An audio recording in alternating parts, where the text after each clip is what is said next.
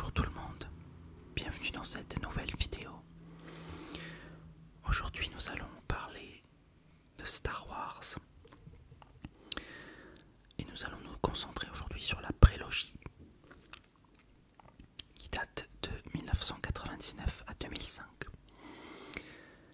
Si vous n'avez pas vu la première vidéo que j'ai faite, il s'agit de Star Wars, la trilogie originale, et je vous invite à aller la voir puisqu'il s'agit du même genre de vidéo.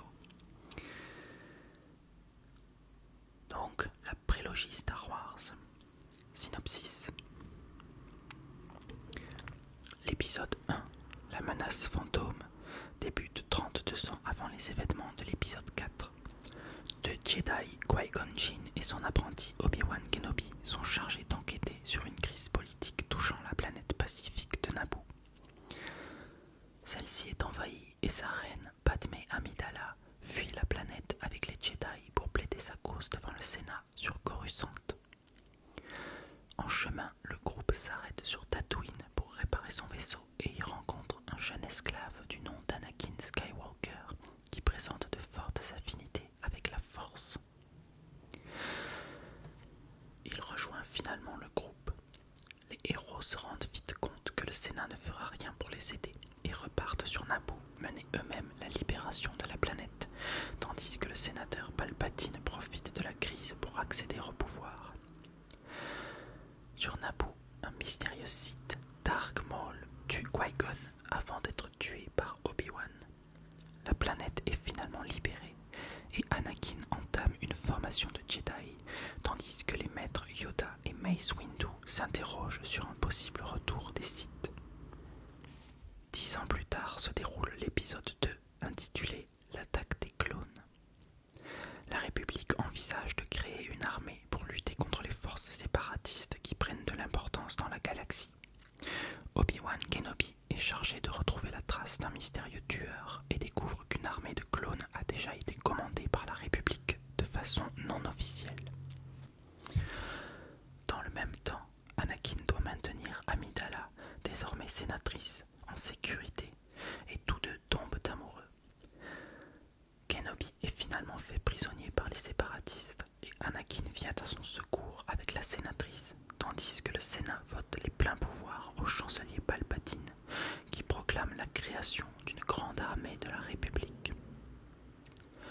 Celle-ci, menée par les Jedi, intervient pour secourir les héros, déclarant de fait la guerre des clones.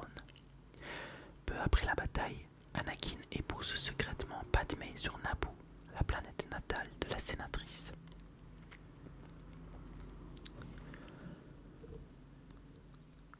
L'épisode 3 débute lorsque les Jedi Skywalker et Kenobi sauvent le chancelier Palpatine, capturé par les séparatistes durant la guerre.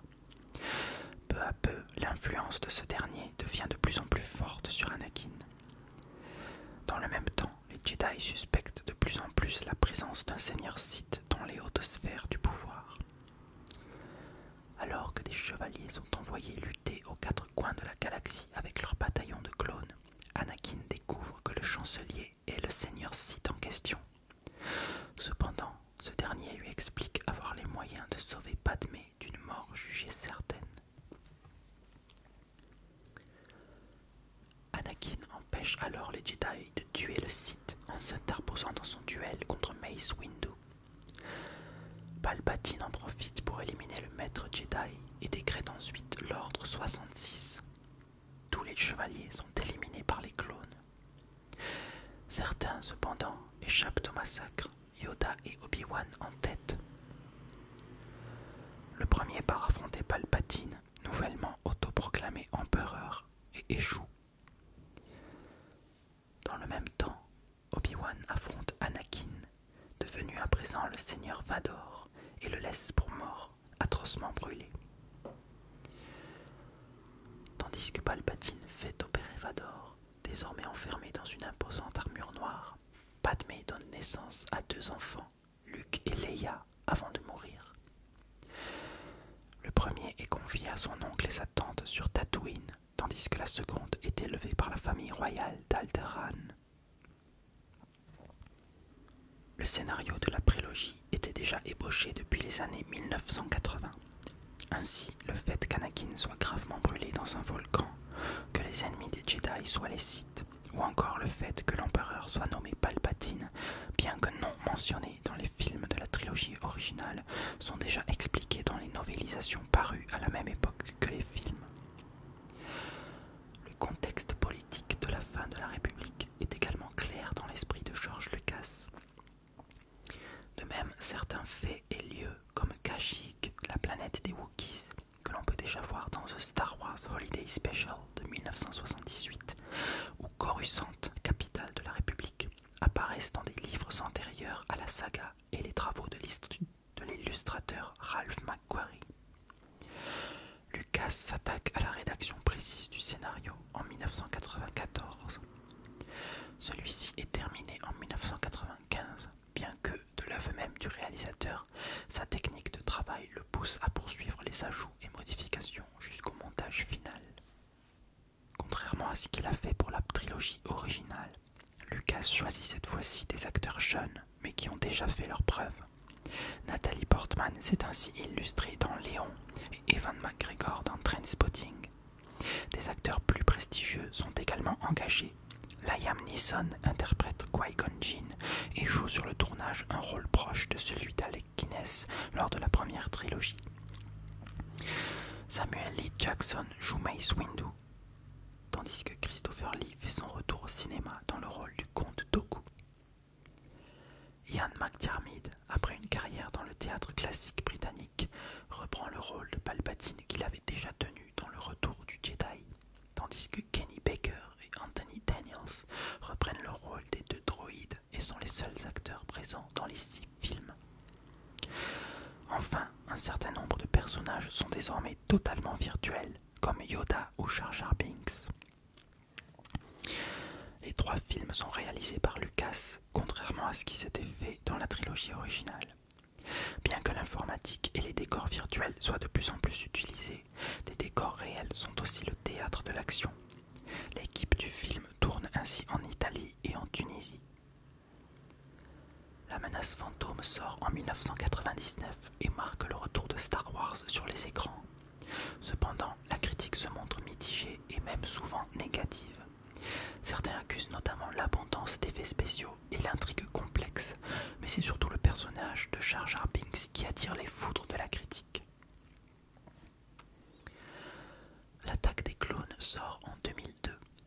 Il est l'un des premiers films de l'histoire du cinéma à avoir été tourné en numérique et premier de la série à bénéficier d'une sortie mondiale simultanée pour éviter de souffrir du piratage.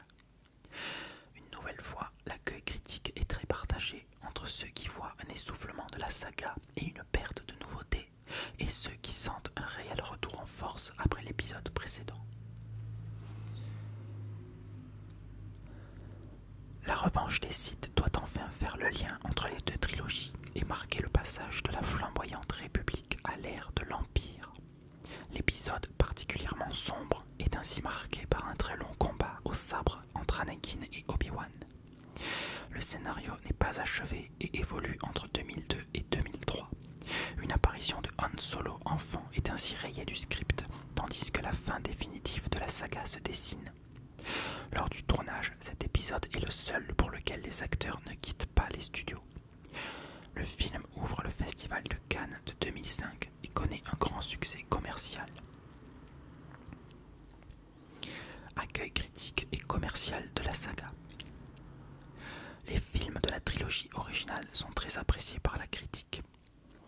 Un Nouvel Espoir est nommé 11 fois pendant la cérémonie des Oscars de 1978 et reçoit 7 Oscars, dont celui des meilleurs effets visuels, ce qui est alors rare pour un film de science-fiction.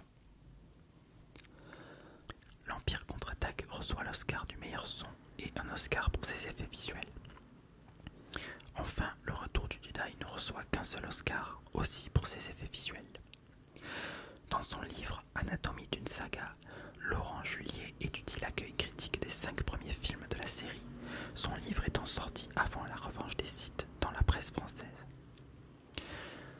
Dès le premier film, il apparaît qu'un clivage oppose clairement une presse élitiste qui déteste d'une presse plus populaire qui adhère, tout en considérant parfois que le scénario est n'échappe par ailleurs pas à la comparaison avec ce qui est alors le classique du genre, 2001, l'Odyssée de l'espace. Cependant, la plupart des critiques considèrent qu'il est impossible de comparer l'incomparable. L'Empire contre-attaque connaît un accueil similaire, tout en étant généralement comparé à son prédécesseur. Même s'il trouve souvent quelque chose à critiquer au film, notamment son dualisme, la plupart des journaux accueillent de façon bienveillante ce nouvel opus. Le troisième film, Le Retour du Jedi, attire des critiques plus affirmées.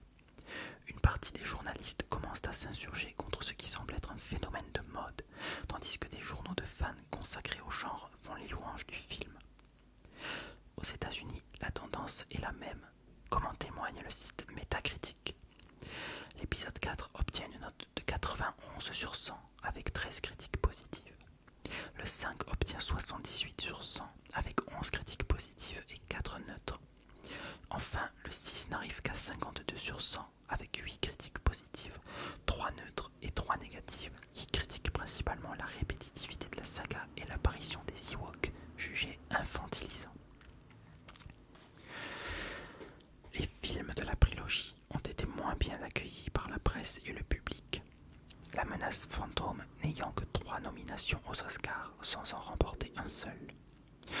Au contraire, il est nommé 8 fois aux Razzie Awards et remporte le pire second rôle pour Jar Jar Binks.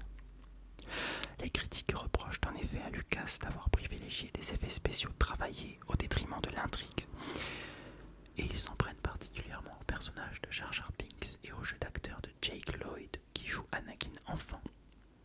Une version du film modifiée par un fan a par la suite été publiée, supprimant notamment la plupart des scènes de Jar Jar, en créant un certain engouement médiatique.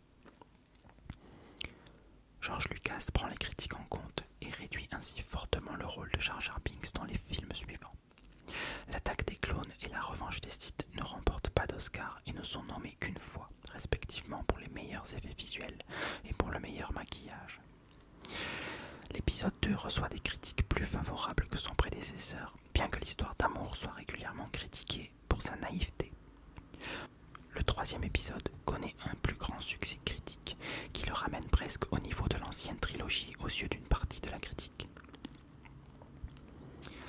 D'un point de vue commercial, Star Wars attire d'immenses foules devant les cinémas. La franchise est très rentable, avec 261 millions de dollars rapportés jusqu'à la sortie de l'édition spéciale en 1997, établissant à l'époque un record en termes de revenus pour le jour de sortie.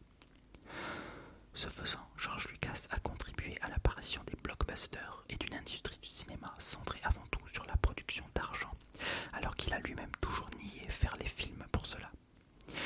Il a ainsi toujours cherché à rester indépendant vis-à-vis des studios et à repousser les suggestions qui visaient à rendre les films plus commerciaux en détournant son histoire. Star Wars édition spéciale. Pour moi, l'édition spéciale est la version définitive.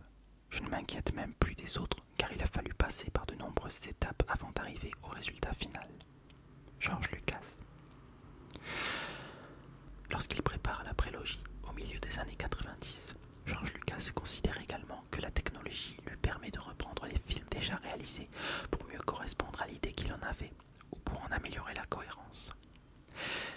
Des scènes sont retouchées pour être plus spectaculaires ou esthétiques. Multiplication de personnages secondaires virtuels, ajout de scènes de liesse sur diverses planètes à la fin de l'épisode 6. Mais d'autres sont totalement narratives. Ainsi, l'épisode 4, qui était le plus décevant aux yeux du réalisateur, voit apparaître de nombreux changements. La scène la plus importante met en scène un Jabba le Hutt de synthèse en grande conversation avec Han Solo. Tournée dès 1977, elle n'avait pas pu être ajoutée faute de moyens techniques. Ressortis au cinéma en 1997 dans cette version modifiée, les films connaissent à nouveau un grand succès. C'est pour George Lucas le moyen de faire connaître sa saga à une nouvelle génération de spectateurs, mais aussi d'obtenir les fonds pour réaliser sa nouvelle trilogie. En 2004, à l'occasion de la sortie de l'ancienne trilogie en DVD, Lucas reprend à nouveau ses films pour les remettre à niveau vis-à-vis de la prélogie. Les films sont ainsi restaurés et remasterisés et connaissent chacun leur lot de modifications. Jabba le Hutt est ainsi amélioré dans sa prestation de l'épisode 4, tandis que dans l'épisode 5, l'empereur, qui apparaissait lors d'une conversation holographique, étant interprété par une vieille femme à qui on avait superposé des yeux de chimpanzé, est ici réinterprété par Ian McDiarmid, qui joue Palpatine dans les autres films. Enfin, lors du final du Retour du Jedi, l'acteur Sebastian Shaw, qui interprétait jusque-là le fantôme d'Anakin Skywalker, est remplacé par Hayden Christensen, son alter ego de la prélogie. Cette ressortie ulcère particulièrement les fans de la première heure, dont une partie considère que les Star Wars authentiques sont ceux qu'ils ont vus jeunes tels qu'ils étaient à l'époque. Une scène les choque particulièrement dans l'épisode 4. La version originale montrait Han Solo tirant le premier sur le chasseur de primes Greedo. Dans l'édition spéciale, il tire en réponse au tir de Greedo, puis dans la version de 2004, les deux tirent quasi simultanément. Ce changement fait de nombreux mécontents rassemblés derrière le slogan « Han shot first ». En septembre 2006, Lucas cède et publie les films dans une édition spéciale, 2 DVD chacun, où la nouvelle version côtoie l'ancienne. Elles sont cependant retirées du marché dès le 31 décembre suivant. En 2011, avec la sortie de la saga au format Blu-ray, Lucas réalise de nouveaux changements. Ainsi, lorsque Dark Vador tue l'empereur à la fin de l'épisode 6, il ne le fait plus en silence, mais accompagne son geste d'un « no » qui a énervé une partie des fans. Au même moment, Lucasfilm annonce une ressortie future des films au cinéma en 3D pour l'année 2012. Le producteur Rick McCallum précise plus tard qu'elle se fera au rythme d'un film par an entre 2012 et 2017, mais le travail sur les épisodes 2 à 6 se ferait sous réserve que la ressortie du premier film soit un succès.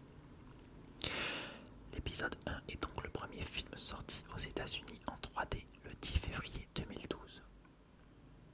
Lucasfilm annule ensuite la ressortie des autres films officiellement pour se concentrer sur l'épisode 7. Inspiration. Pour sa saga, George Lucas a puisé de nombreuses sources d'inspiration dans les livres, films et séries qui l'ont marqué. Les cycles d'Isaac Asimov posent ainsi les bases de sa conception des droïdes, mais également l'idée de Planète-Ville comme Coruscant. Un autre classique de la science-fiction inspire particulièrement le réalisateur, les sérials des années 30, notamment Flash Gordon. C'est de là que Lucas tire ses titres, lui-même revendique cet amour pour les titres de type La Revanche de et ainsi de suite, et les textes déroulant au début des films. De même, plusieurs personnages de Star Wars exploitent des stéréotypes déjà vus dans ces sérials. Le cinéma d'Akira Kurosawa, notamment son film La Forteresse cachée, inspire également particulièrement le réalisateur, tant sur le fond que sur la forme. C'est en effet de ce film qu'il tire l'idée de centrer une partie de l'intrigue sur les deux personnages les plus insignifiants, les deux droïdes principalement dans l'épisode 4. Mais Lucas s'en inspire aussi pour les volets qui se rabattent sur l'image pour servir de transition entre deux scènes typiques du cinéma de la première moitié du XXe siècle. L'inspiration vient également d'autres types de cinéma. Le western est ainsi à l'origine de certaines scènes, notamment sur Tatooine, tandis que le polar inspire le début de l'épisode 2. Le péplum joue également un rôle, notamment à travers la course qui occupe une place centrale dans la menace fantôme et qui est directement inspirée de la course de chars de Ben-Hur. Les films de guerre et de pirates inspirent également de nombreuses scènes. L'attaque sur l'étoile noire est réalisée par Lucas à l'aide d'extraits de films représentant la Seconde Guerre mondiale dans les airs pour guider le travail des sociétés d'effets spéciaux. Tandis que l'assaut sur Kashyyyk dans l'épisode 3 s'inspire du film Il faut sauver le soldat Ryan. Star Wars s'est aussi inspiré de l'univers graphique de la bande dessinée Valériane et Laureline de Jean-Claude Mézières. Lorsque fut projeté pour la première fois en France Star Wars épisode 4 Nouvel Espoir, Mézières déclara à la fin de la projection « On dirait une adaptation de Valériane au cinéma ». L'inspiration est enfin littéraire. L'étude anthropologique de Joseph Campbell, Le héros aux 1001 visages, et la légende arthurienne sont une de ses principales sources pour créer les archétypes de son histoire, comme le jeune et pauvre héros appelé à l'aventure, le vieil ermite qui le prend sous son aile, la princesse en détresse. Le Seigneur des Anneaux de J.R.R. Tolkien est également une grande source d'inspiration pour George Lucas. Les deux sagas partagent une trame très proche et des personnages assez semblables, Obi-Wan Kenobi et Gandalf par exemple, mais aussi des procédés narratifs similaires. Par exemple, rapporter l'histoire d'amour de protagonistes hors du récit. Leia épouse Han Solo dans un livre de l'univers étendu. Aragorn et Arwen voient leur idylle relatée dans les appendices du livre. Mais George Lucas s'est également inspiré de la réalité, notamment de faits historiques. Outre les scènes de combats spatiaux inspirées des films sur le Blitz, le réalisateur s'est entre autres inspiré du Moyen-Âge occidental, de l'histoire et des philosophies d'Extrême-Orient. Ainsi, les Jedi ont une philosophie teintée de bouddhisme, tandis que le casque de Dark Vador a été inspiré au dessinateur Ralph McQuarrie par ceux des samouraïs. Lucas explique également s'être inspiré pour la progressive ascension de Palpatine et la transition de République à Empire de ce qui est arrivé à Jules César, Napoléon Bonaparte et Adolf Hitler. Il admet aussi que l'Empire dépeint dans les premiers films s'est inspiré de l'époque de Richard Nixon et de la guerre du Vietnam, qui l'a poussé à s'interroger sur la façon dont une démocratie peut se transformer en dictature. En 2005, Lucas a également déclaré « J'espère qu'on ne le vivra pas dans notre pays. Peut-être que le film pourra réveiller les gens aux États-Unis, notamment face aux menaces contre la démocratie. » Lucas s'est par ailleurs inspiré de faits de la vie quotidienne. Ainsi, l'idée d'un copilote alien, Chewbacca, lui est venue par sa chienne de taille imposante qui se tenait souvent sur le siège passager lorsqu'il conduisait à l'époque. De même, le nom de Jar Jar Binks est venu d'un nom inventé par un des enfants du réalisateur. Pas forcément une bonne idée. Le court-métrage George Lucas in Love, réalisé par Joe Nussbaum, parodie de Shakespeare in Love, montre d'ailleurs un jeune George Lucas s'inspirant du contexte du campus qui l'entoure pour créer l'ambiance de son premier film. Bien que parodique, ce film a été très apprécié, y compris par le réalisateur lui-même. Lorsqu'il a commencé l'écriture de Star Wars, George Lucas a progressivement envisagé de réaliser 3 films, puis 3 trilogies. La trilogie centrale étant selon lui la plus commerciale, c'est par celle-ci qu'il a débuté. La première trilogie, ou prélogie, est pour sa part réalisée 25 ans plus tard. La troisième trilogie a été mentionnée à de nombreuses reprises, au point de devenir une véritable légende. Ainsi, lors de la sortie du Retour du Jedi en 1983, Time Magazine annonçait déjà les 2 autres trilogies.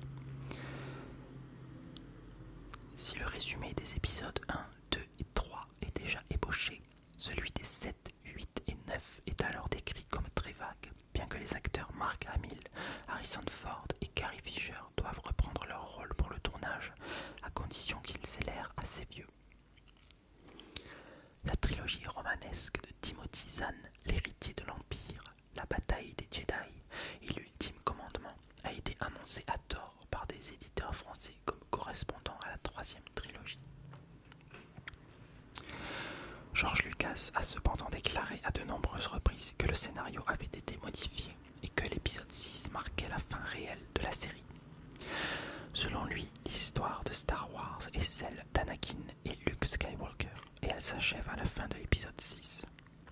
De même, Gary Kurtz, producteur des épisodes 4 et 5, a dévoilé les scénarios prévus pour la saga en 9 épisodes. Selon cette interview, la saga en 9 épisodes supposait que l'empereur n'apparaisse que dans le 9e, confirmant que l'épisode 6 tel que réalisé ne laisse pas la porte ouverte aux suites initialement prévues. Lucas a également déclaré ne pas avoir de réponse quand on lui demande ce qui se passe après le retour du Jedi. Des rumeurs et de fausses interviews fleurissent régulièrement sur internet pour annoncer les épisodes 7, 8 et 9 et sont condamnés par Lucasfilm qui a parfois pris des mesures à l'encontre des auteurs des canulars. Il lui est également arrivé de dire en 2002 qu'il pourrait reprendre le projet après avoir laissé passer 20 ans comme il l'a fait pour la prélogie, mais, ajoute-t-il, ne comptez pas trop là-dessus.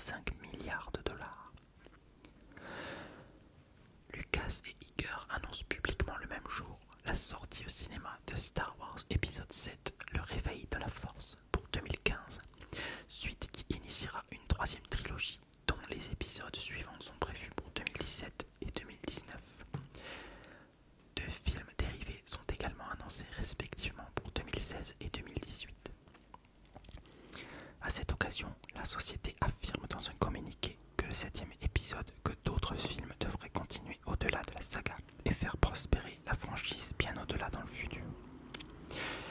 George Lucas déclare « Il est maintenant temps pour moi de passer Star Wars à une nouvelle génération de réalisateurs.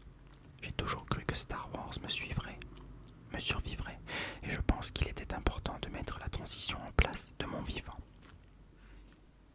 Nous allons maintenant nous attarder un peu plus en détail sur Star Wars épisode 7, le réveil de la force.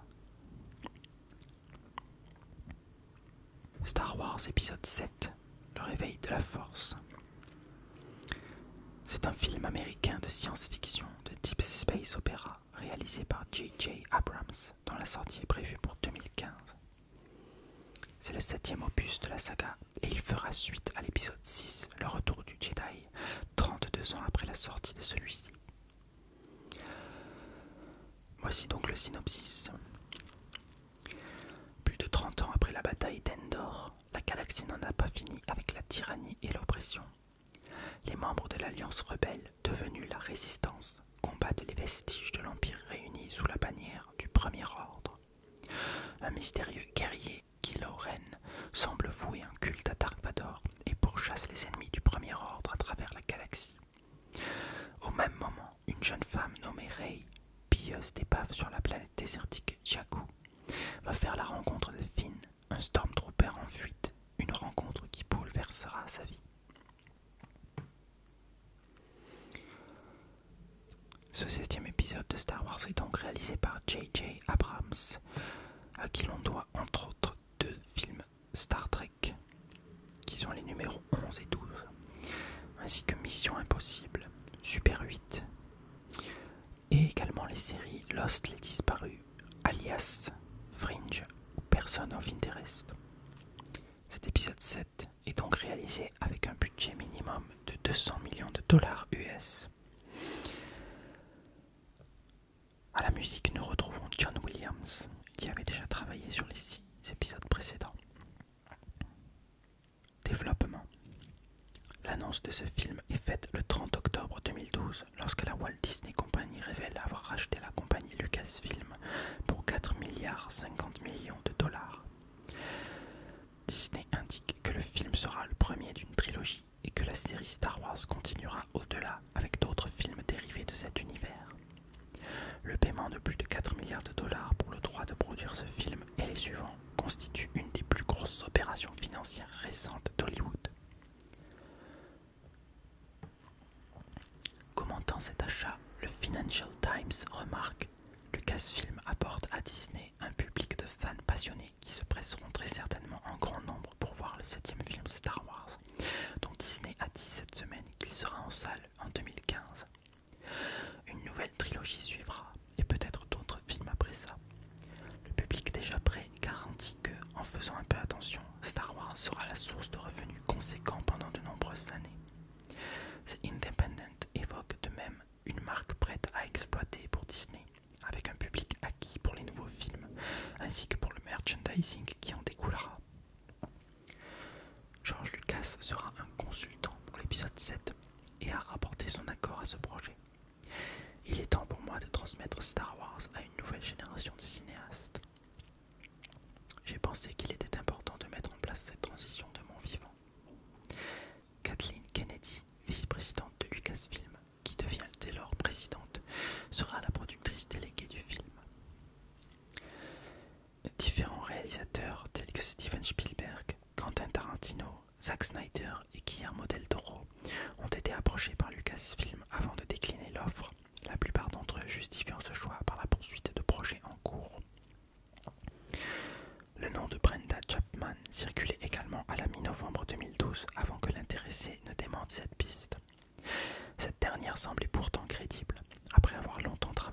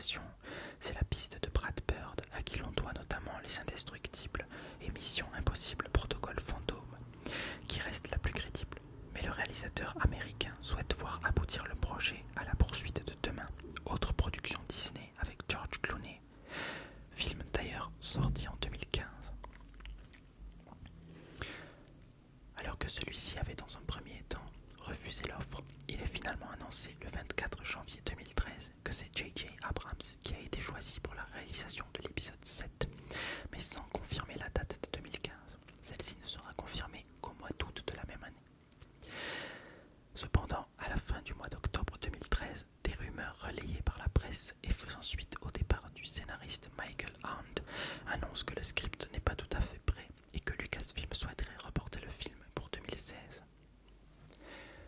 Ce changement de planning aurait été refusé par Disney. Quelques jours plus tard, Disney renonce à une sortie estivale du film en annonçant la date du 18 décembre 2015 comme date de sortie américaine. Le 20 septembre 2014, le gouvernement britannique accorde une réduction d'impôt de 8 millions de livres au studio Disney pour le tournage de Star Wars épisode 7 au Royaume-Uni. Le film sera la suite de l'épisode 6, Le Retour du Jedi, mais sans plus de précision. L'histoire devrait se concentrer sur une nouvelle génération de héros. Mark Hamill, Carrie Fisher et Harrison Ford y apparaîtront dans leurs anciens rôles respectifs de Luke Skywalker, Leia Organa et Han Solo, plus vieux d'une trentaine d'années. George Lucas a remis à Disney ses projets d'histoire pour la nouvelle trilogie. Un représentant de Lucasfilm indique à la chaîne Entertainment Television que l'histoire de l'épisode 7 sera inédite et non pas une adaptation des romans de l'univers étendu.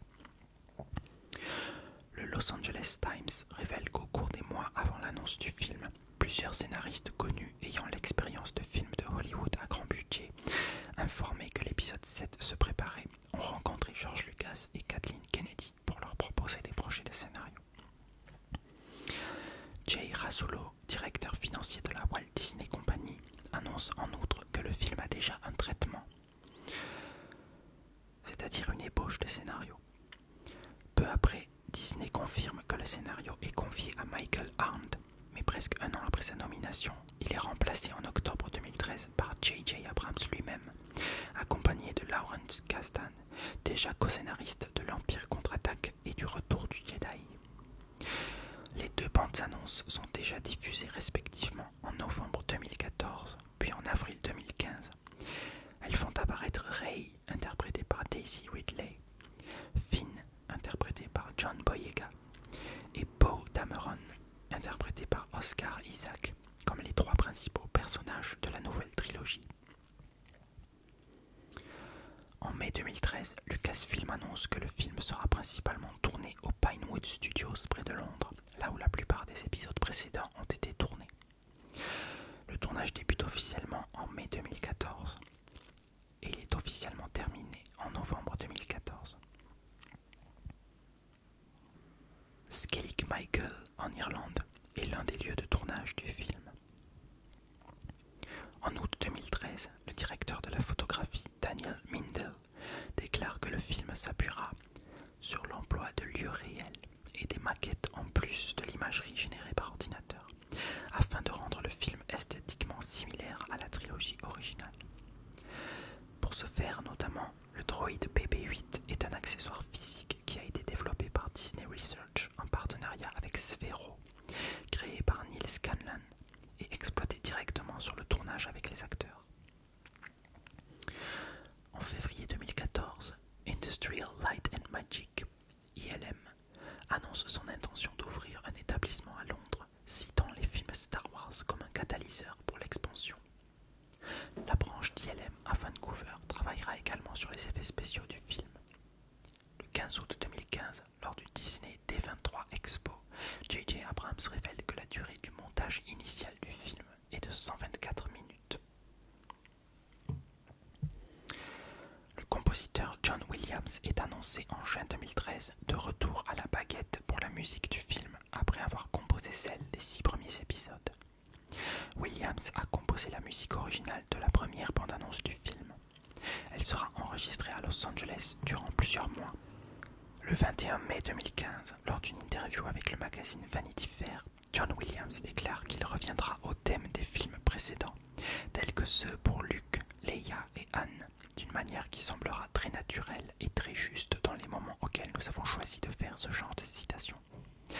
Elles ne seront pas très nombreuses, mais il y en aura quelques-unes qui, à mon avis, seront importantes et sembleront vraiment faire partie de la structure du morceau de manière positive et constructive.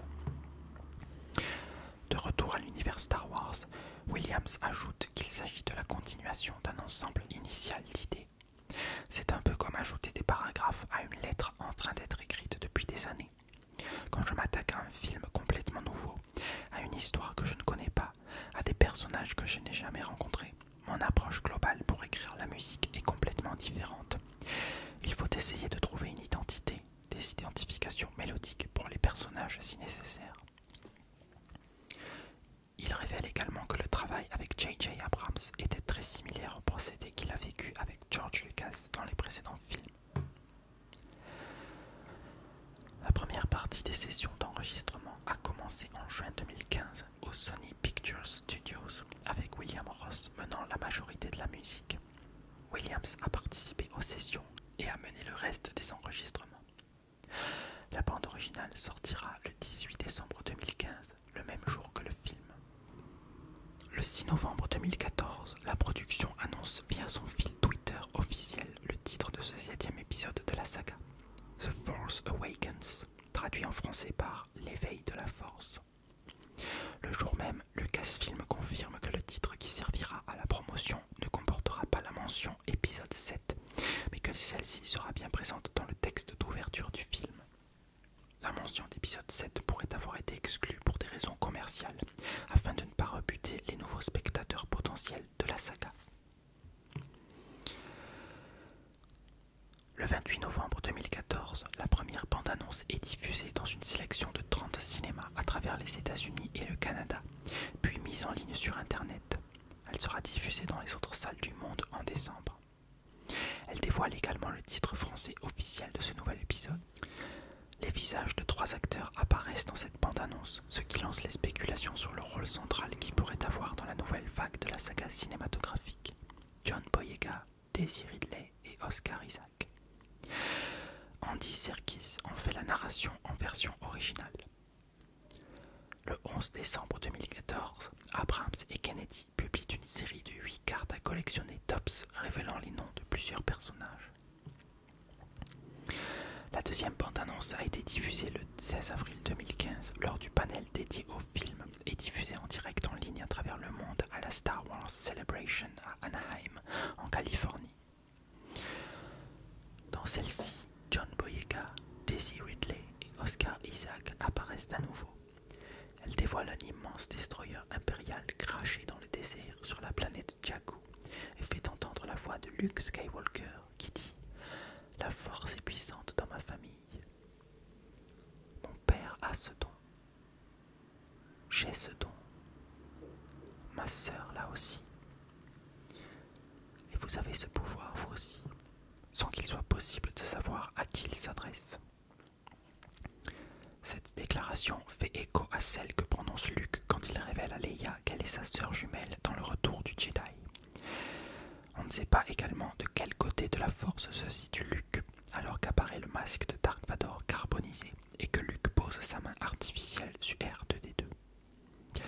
Elle dévoile également 2 mains féminines se transmettant le sabre laser d'Anakin Skywalker, transmis autrefois à Luke par Obi-Wan Kenobi dans Un Nouvel Espoir, puis porté disparu sur Bespin dans l'Empire contre-attaque à l'issue du combat entre Dark Vador et son fils.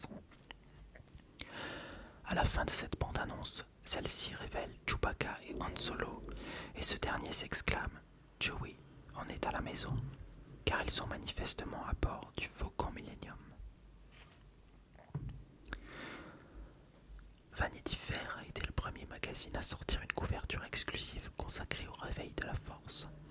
Le magazine, qui a été publié le 7 mai 2015, dispose de nouvelles interviews et de nouvelles photos des membres de la distribution, photographiées par Annie Leibovitz. Le 15 août 2015, lors du Disney D23 Expo, la première affiche, peinte par Drew Struzan, est révélée. Elle met en vedette Han Solo, Finn tenant un sabre laser à lame bleue, Rey et Kylo Ren. 12 jours plus tard, le compte officiel Instagram de Star Wars révèle un teaser de 15 secondes représentant une vaste armée de Stormtroopers du Premier Ordre, ainsi que Finn tenant à nouveau le même sabre laser face à Kylo Ren dans une forêt.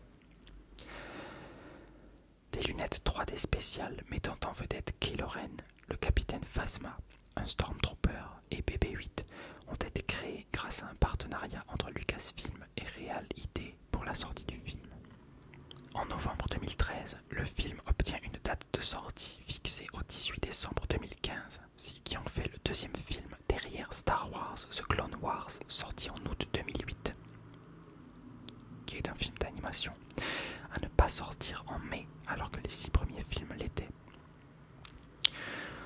mars 2014, Disney confirme que l'épisode 7 sortira en IMAX. Le réveil de la force sera diffusé entre 375 et 400 écrans IMAX aux États-Unis et au Canada, et dans plus de 400 écrans à l'étranger. À partir du 18 décembre 2015, il occupera la totalité des écrans IMAX en Amérique du Nord pendant 4 semaines consécutives jusqu'au 14 janvier 2016, ce qui en fait un événement rare pour un seul film à dominer l'ensemble des écrans IMAX pendant une longue période. En France, le film devait également sortir le 18 décembre 2015. Cependant, le 7 septembre 2015, un tweet du compte officiel de Star Wars révèle que le réveil de la force sortira finalement le 16 décembre 2015 en France. Le film sera accompagné par de nombreux livres.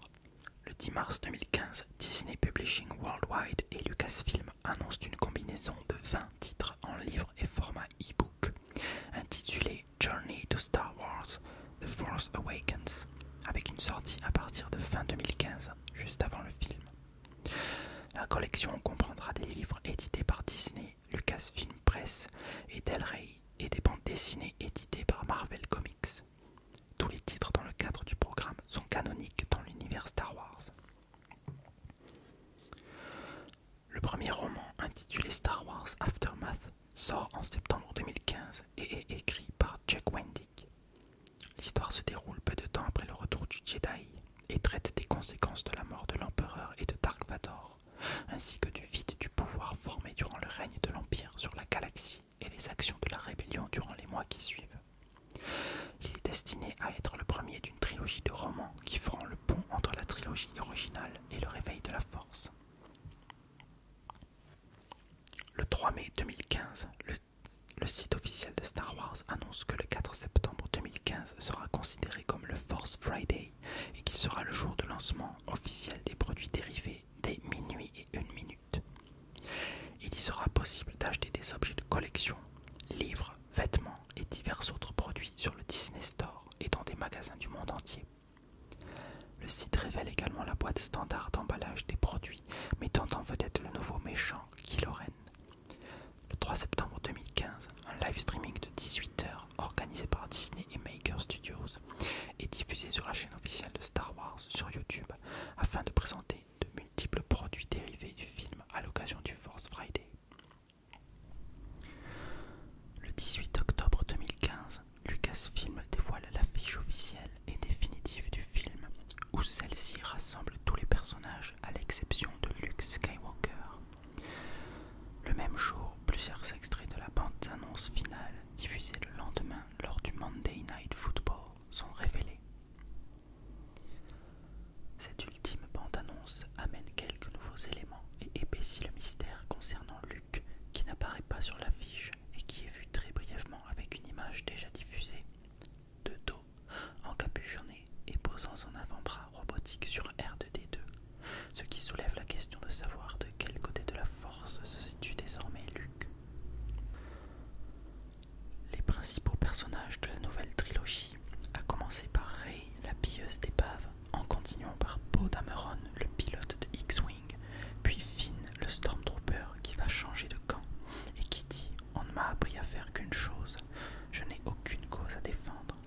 Et enfin, Kylo Ren, l'antagoniste principal, sont au centre de cette bande-annonce. Rien ne se dressera sur notre chemin.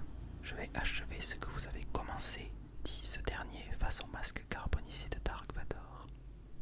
Elle dévoile aussi Han Solo expliquer à Finn et à Rey « Tout est vrai, le côté obscur, les Jedi, c'est la réalité ». Les dernières images de cette bande-annonce finale, émaillées d'images de combats aériens et d'explosions, montrent Finn et Kylo Ren commencer à se battre au sabre laser dans une forêt. La prévente des places, débutée le 19 octobre 2015, entraîna la panne de plusieurs sites de cinéma. Malgré cela, la prévente bat un record de vente de billets IMAX d'une valeur de 6,5 millions de dollars sur une seule journée. IMAX n'a jamais enregistré auparavant plus d'1 million de dollars en prévente sur une seule journée. Et pour terminer, nous parlons rapidement des suites. En juin 2014, le réalisateur Rian Johnson est annoncé en tant que scénariste et réalisateur de l'épisode 8 afin de prendre la relève de J.J. Abrams. En mars 2015, Robert Iger, PDG de Disney, confirme que Rian Johnson écrira et réalisera l'épisode 8 et annonce que celui-ci sortira le 26 mai 2017. 6 mois plus tard, il est annoncé que le tournage débutera le 14 septembre 2015 sur l'île irlandaise Skellig Michael. Le 15 août 2015, lors de la conférence de presse annonçant la création de zones thématiques consacrées à l'univers Star Wars dans les parcs Disney de Floride et de Californie, Alan Horn, le patron des studios Disney, a indiqué que Colin Trevorrow, réalisateur du film Jurassic World, prendrait les commandes de l'épisode 9 prévu pour 2019. En septembre 2015, Benicio del Toro confirme avoir un rôle dans le 8e épisode et Anthony Daniels, interprète de ces 3 PO, révèle sa participation pour les épisodes 8 et 9.